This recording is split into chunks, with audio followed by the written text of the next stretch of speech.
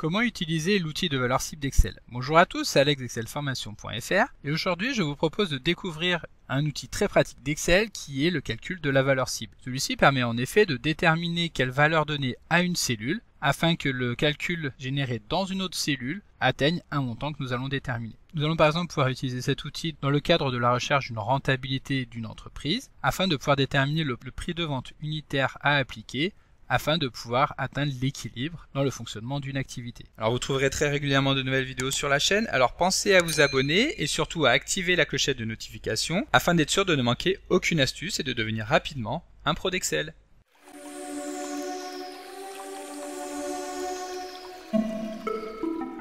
Comme d'habitude, si vous voulez être sûr de bien comprendre tout ce que nous allons voir dans le cadre de cette vidéo, vous pouvez télécharger le support de secours en suivant le lien que vous trouverez dans la description de la vidéo, ce qui vous permettra de réaliser les opérations en même temps que moi pour bien comprendre tout ce que nous allons voir dans cette vidéo. Alors, dans ce tutoriel, nous allons découvrir le fonctionnement de la fonctionnalité valeur cible d'Excel. Il s'agit d'un outil de simulation très pratique proposé par Excel qui va permettre de déterminer la valeur à donner à une cellule afin d'arriver à un résultat donné sur une autre cellule dont le résultat va dépendre de la première cellule. Alors si comme ça les choses peuvent paraître un petit peu compliquées, nous allons voir un exemple que nous allons volontairement vouloir très simple afin d'assimiler cette notion. Dans cet exemple, nous avons ici trois cellules qui vont permettre d'effectuer un calcul très simple. En effet, dans la cellule B6, nous allons avoir la valeur de départ qui ici va être fixée à 100. Dans la cellule située juste en dessous, la cellule B7, nous allons avoir une valeur que nous allons souhaiter ajouter à cette cellule, donc ici 50. Et enfin, dans la troisième et dernière cellule, la cellule B8, nous allons avoir une formule très simple qui va se contenter d'additionner les valeurs des deux cellules. Donc 50 plus 100 est égal à 150. Maintenant, si nous souhaitons que la valeur d'arrivée ne soit plus égale à 150 comme c'est le cas ici, mais par exemple à 200, sans avoir à modifier la cellule B7,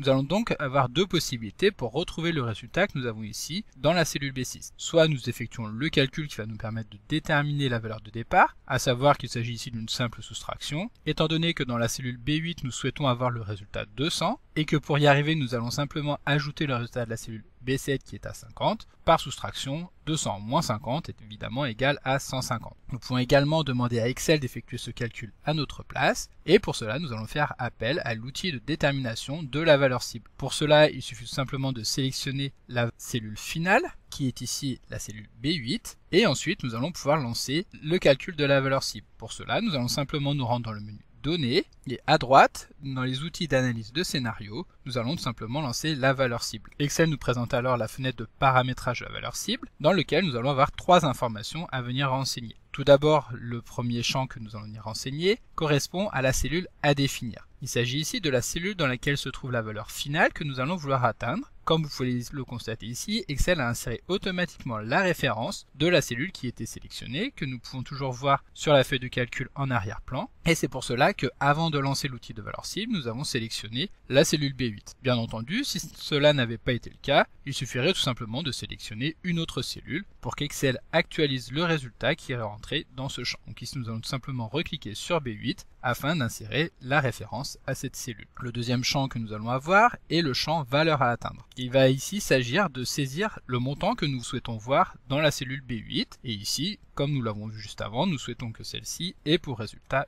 200. Et enfin, le champ cellule à modifier, qui est le troisième et dernier champ de cette fenêtre, permet de renseigner la référence de la cellule qui devra être modifiée pour permettre l'atteinte de la valeur cible. Ici, comme vous vous en doutez, nous allons tout simplement cliquer sur la cellule B6 afin qu'Excel insère immédiatement la référence à celle-ci. Lorsque les trois champs sont correctement renseignés, nous pouvons demander à Excel de calculer la valeur à donner à la cellule à modifier pour que la cellule à définir atteigne la valeur à atteindre en cliquant tout simplement sur le bouton OK. Ensuite, Excel effectue ses calculs et nous présente un résultat qui permet de se rapprocher au maximum de la demande formulée dans la fenêtre précédente. Et pour cela, il va tout simplement affecter diverses valeurs à la cellule à modifier afin que le résultat demandé soit atteint dans la cellule à définir. Donc ici, évidemment, étant donné la simplicité du calcul, Excel ne va mettre qu'une fraction de seconde à déterminer la valeur de la cellule B6. Et en plus de cela, comme vous pouvez le voir, la valeur actuelle est égale à la valeur cible, ce qui signifie que le résultat présenté est le résultat exact que nous lui avons demandé. Lorsque nous allons mettre en place un calcul un petit peu plus complexe, il pourra y avoir une légère différence. Excel cherchera en effet à atteindre la valeur la plus proche même s'il n'est pas forcément possible d'atteindre exactement la valeur cible. Donc lorsqu'Excel nous présente cette fenêtre avec le résultat, nous pouvons cliquer sur le bouton OK pour valider la modification de la feuille de calcul que nous avons en fond, mais nous pouvons également cliquer sur le bouton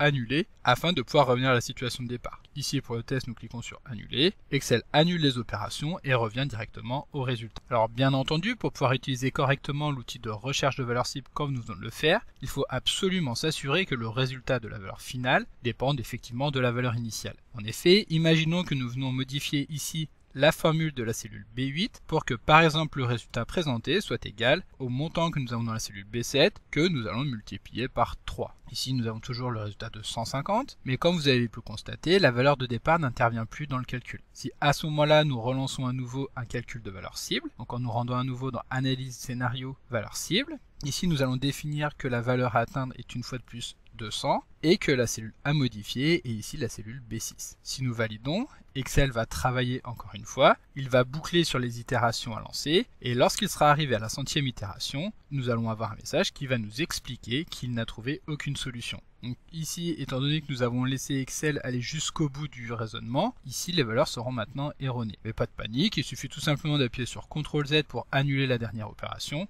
et revenir directement au résultat que nous avions avant. Donc ici, pour l'exemple, nous allons rétablir le résultat que nous avions à la base, c'est-à-dire que le résultat de la cellule B8 est égal à la formule B6 plus B7. Nous allons rétablir le calcul de la valeur cible en nous rendant dans Analyse scénario valeur cible. Nous allons une fois de plus chercher à obtenir une valeur de 200 en effectuant un calcul à partir de la cellule B6. Et nous validons à nouveau. Donc maintenant, je vous propose de voir un autre exemple qui sera un petit peu plus complexe et dans lequel nous allons nous appuyer sur l'analyse de la rentabilité d'une entreprise concernant l'activité de production d'un modèle de pièces détachées. Et donc pour obtenir le montant de la marge nette, l'entreprise va tout d'abord partir d'un nombre d'unités qui ont été écoulées, que celle-ci va multiplier par rapport à un prix de vente TTC afin d'obtenir le chiffre d'affaires TTC. À partir de là, nous allons pouvoir déterminer un montant non de CA hors taxe, donc 1 250 000, à partir desquels nous allons pouvoir calculer un montant de coût direct qui sera égal à 65% du montant du chiffre d'affaires hors taxe, ainsi qu'un montant de coût indirect qui va être imputé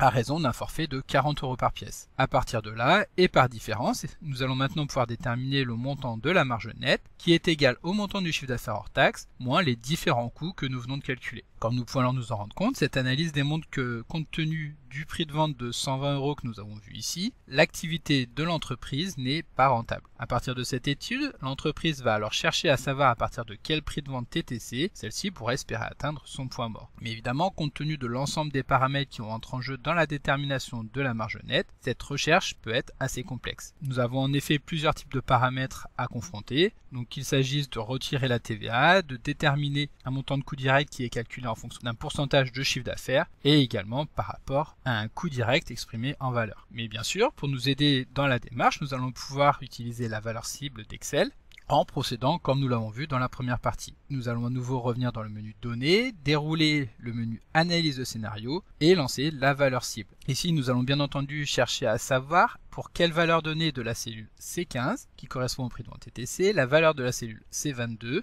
dans lequel se trouve le montant de la marge, sera égal à 0. Donc la cellule à définir est la cellule C22, la valeur à atteindre va évidemment être 0, et la cellule à modifier sera le prix de vente TTC que nous avons ici en cellule C15. Ensuite, nous pouvons valider. Excel va, comme nous en avons l'habitude, effectuer ses calculs et nous informer qu'il a trouvé une solution. En effet, ici, comme nous pouvons le voir, la valeur cible est strictement égale à la valeur actuelle. Si nous regardons en dessous, nous allons pouvoir voir que le prix de vente TTC unitaire qui va permettre l'atteinte de l'équilibre est de 137,14 €, soit une augmentation du prix de vente TTC de 12,14 €. Ici, nous pouvons valider afin de conserver le scénario généré par Excel et enregistrer ce montant de vente.